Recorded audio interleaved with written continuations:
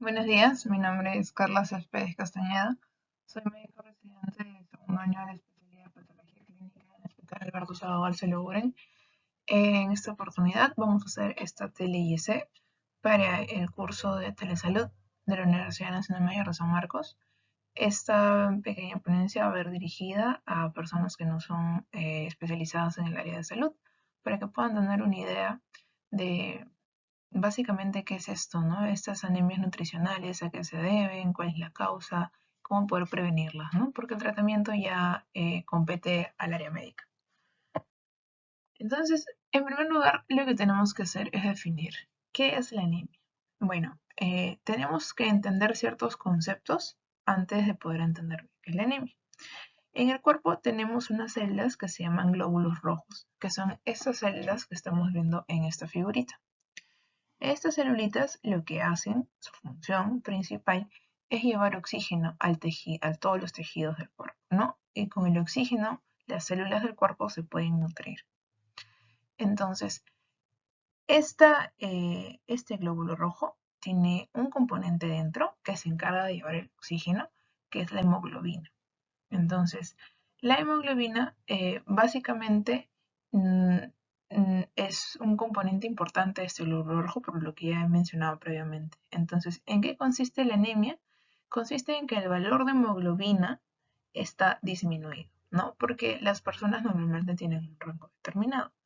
En los hombres vamos a considerar anemia cuando tienen menos de 13 gramos por decilitro y en las mujeres menos de 12 gramos por decilitro. Pero tenemos que considerar otros factores fisiológicos o patológicos en la persona. Por ejemplo, estos puntos de corte no van a ser los mismos en niños, en recién nacidos, en lactantes, en preescolares, ¿no? Van a variar. Tampoco van a ser los mismos, o hay que tener en cuenta la edad de la persona, ¿no? Como una persona o un adulto mayor tiende a tener menos hemoglobina que las personas. Y por ejemplo, las mujeres embarazadas también tienen un punto de corte que varía a partir del segundo trimestre. Entonces, todas esas cosas son las que se deben tener en cuenta. Entonces, como ya he mencionado, básicamente la anemia va a consistir en una disminución de hemoglobina. Esto significa que va a haber una disminución de los glóbulos rojos en la sangre, ¿no? Estas células que llevan el oxígeno. La hemoglobina, lo he explicado. El hematocrito es otro valor que se ve en el examen que también nos puede ayudar a la definición de hemoglobina, pero idealmente la definición de la anemia se da con el valor de hemoglobina, no del hematocrito. ¿Qué es el hematocrito? El hematocrito lo vamos a encontrar en el hemograma y viene a ser el porcentaje de glóbulos rojos que compone la sangre, porque la sangre está compuesta por varias partes, una de ellas viene a ser los glóbulos rojos. Entonces un hematocrito bajo significa menos glóbulos rojos, ¿no? Porque hay menos porcentaje de glóbulos rojos en la sangre.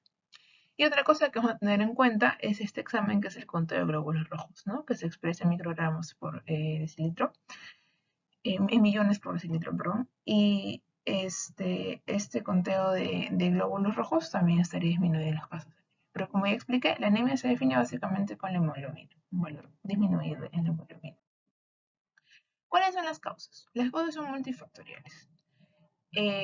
Puede ser por déficit algunos, algunas vitaminas, ¿no? Por ejemplo, la vitamina B12, B9, que son parte de nuestra alimentación diaria. La más frecuente es la anemia por déficit de hierro, ¿no? Eh, pero también hay otro tipo de anemia, por ejemplo, las personas con enfermedades crónicas. ¿A qué me refiero con una enfermedad crónica? Por ejemplo, una persona con una enfermedad renal, ¿no? Una enfermedad renal crónica que supongamos ya se está dializando o está en estadios 3, estadios 4, ¿no? Que son estadios un poco más avanzados de la enfermedad. Eh, Debido a varios factores van a tener la hemoglobina más baja, ¿no? Personas con cáncer, también el cáncer básicamente favorece un estado inflamatorio en el cuerpo, que va a hacer que no se produzca una adecuada cantidad de glóbulos rojos, ¿no? Intoxicaciones también, por ejemplo, intoxicaciones con metales como el plomo, también te pueden causar anemia, y problemas de la médula ósea. Tenemos que saber que la médula ósea es ese tejido, como vemos acá, que se encuentra dentro del huesito, que es así como un tejido esponjoso, parece una esponja, que se encarga de producir todas las células de la sangre. Y puede haber enfermedades que afecten esta médula ósea. Y al afectar esta médula ósea no se producen células en la sangre. Y una de esas células son los glóbulos rojos. Entonces, ¿cuáles son los principales signos y síntomas de la anemia? Bueno, una persona va a estar cansada, se va a sentir débil, va a estar pálida. Por ejemplo, en esta imagen vemos a esta persona que está pálida. La conjuntiva de los ojos generalmente es rojita. Acá la podemos ver de un color más claro, pálido, rosadito. La persona puede tener dolor de cabeza, puede tener una sensación que le falta el aire, puede estar muy cansado, irritable. También lo que podemos notar es fragilidad en las uñas, ¿no? Por ejemplo, en las anemias por déficit de hierro, las uñas pueden estar débiles, frágiles y se pueden romper. Hay más factores asociados, pero estos son los más síntomas presentes, pero estos son los principales. Entonces, como dice el título de esta exposición, vamos a hablar de las anemias nutricionales. ¿Ya? Al decir nutricionales, me voy a referir a dos tipos de anemias, podría decir, porque hay ciertos nutrientes que nosotros consumimos en la alimentación que influyen en la producción de los glóbulos rojos. Por ejemplo, el hierro es uno de ellos. Ahora, cuando una persona tiene una anemia por déficit de hierro, no necesariamente va a ser debido a que tiene una ingesta inadecuada de este nutriente. Esa es la causa más frecuente en nuestro país de por qué una persona tiene una anemia por déficit de hierro, ¿no? Pero pueden haber otras causas, ¿no? Como por ejemplo pérdidas sanguíneas, mujeres con menstruaciones abundantes o mujeres con miomas, que es algo muy frecuente que tienen sangrados abundantes, también pierden sangre. Y un poco más raro, que esto ya es algo más patológico, que ya lo ven los médicos, los tratan especialistas en la salud, alteraciones en la absorción del hierro, que puede ser por algún problema en el tracto digestivo. ¿No? Pero acá nos vamos a enfocar en lo que es la ingesta del hierro, porque es algo que nosotros como personas podemos prevenir. Entonces, la anemia por déficit de hierro va a tener ciertos impactos en la salud.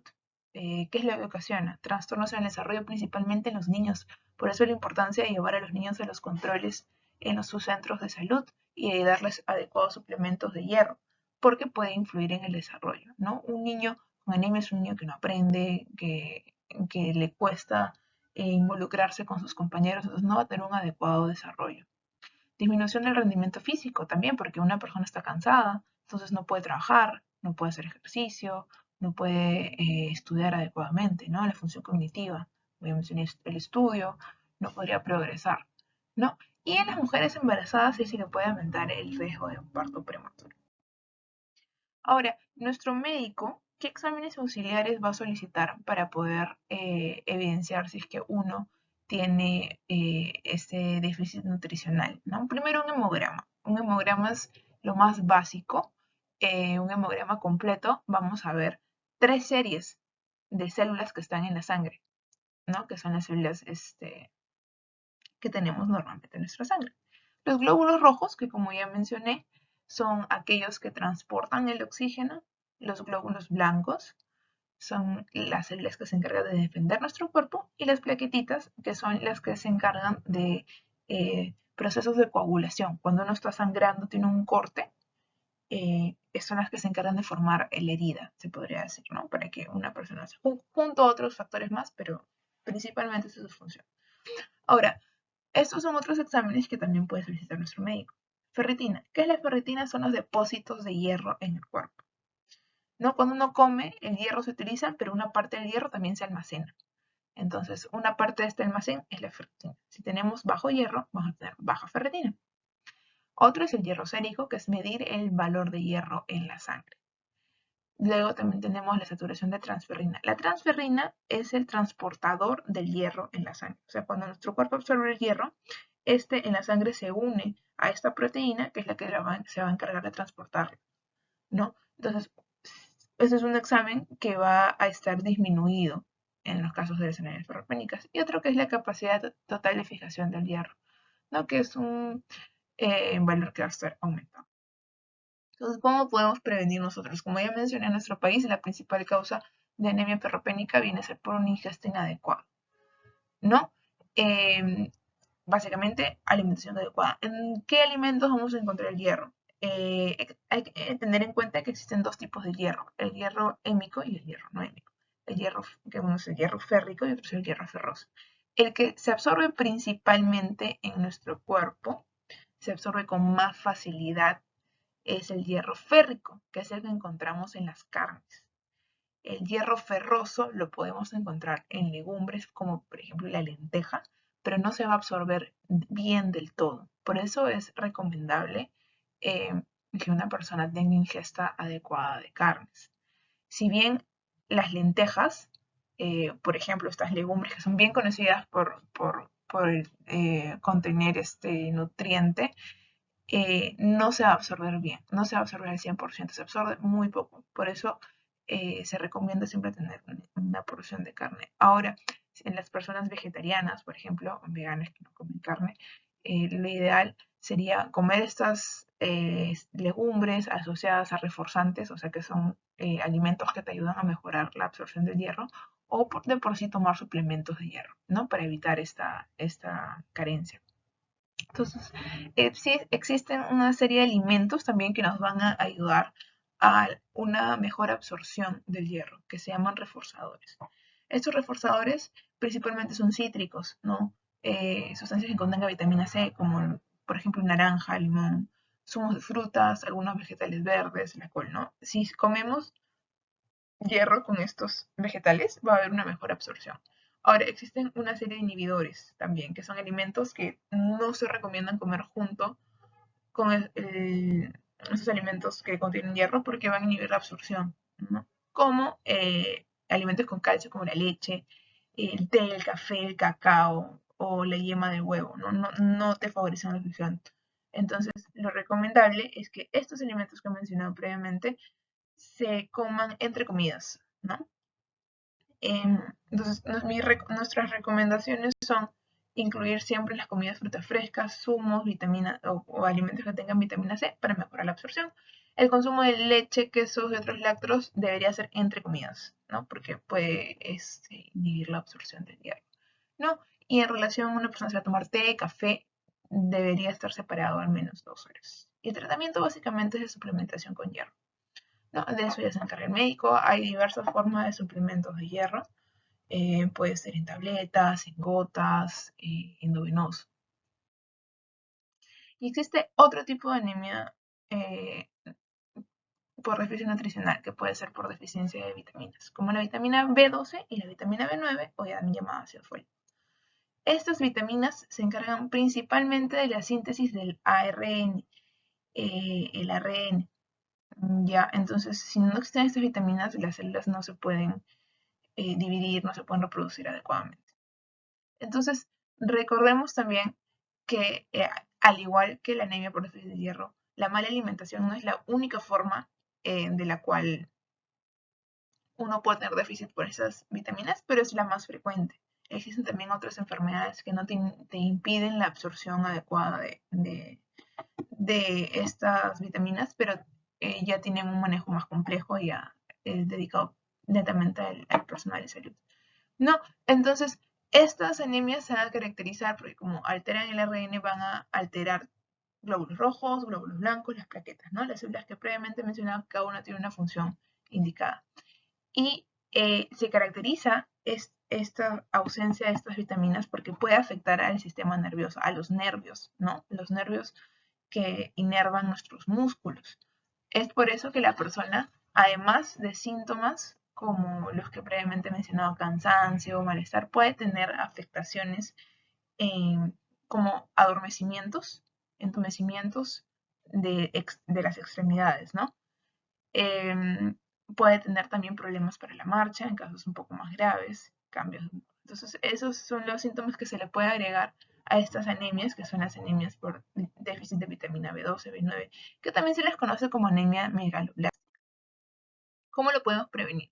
Como ya mencioné, la principal causa es la mala alimentación. Entonces, nosotros como personas, ¿cómo prevenimos? También está netamente en el ver qué es lo que consumimos. La vitamina B12 la vamos a encontrar en derivados animales, en carnes, está en el huevo, está en la leche, está en el pescado. Y la vitamina B9 la vamos a encontrar en verduras, en frutas, en vegetales, por ejemplo, verduras verdes, también en granos, como panes y cereales. Entonces, una persona que no tenga un adecuado consumo, al menos, por ejemplo, las personas también veganas, que no comen derivados de carnes, considerar también tomar algún tipo de suplemento para la vitamina B2, ¿no? Porque pueden llegar a tener ese tipo de complicaciones si no tienen una dieta adecuada. Y algo importante que debemos recordar es que el ácido fólico es esencial en el embarazo. Una mujer que está esperando quedar embarazada debería empezar a tomar suplementos de ácido fólico al menos un mes antes de quedar embarazada. No suplementos de 400 microlitros, porque esto ayuda en la formación de, se podría decir, de la espina, de la parte dorsal del bebito, ¿no? Del tubo neural, se lo conoce, ¿no? Entonces, un bebé que nace de una madre que no tiene suficiente depósito cefálico va a tener problemas como una espina bífida, ¿no? Entonces, por eso es importante el suplemento de las mujeres embarazadas previo a quedar embarazadas. Y una vez que están embarazadas, también tienen que tomar ese suplemento. Gracias. Entonces, hay que considerar que se puede presentar ese tipo de alteraciones por una mala alimentación, ¿no? Estos déficits de estas vitaminas también puede ser por otras causas, como ya mencioné, pero principalmente es la alimentación. Entonces hay que tener en cuenta y estar pendientes de qué es lo que comemos. Gracias.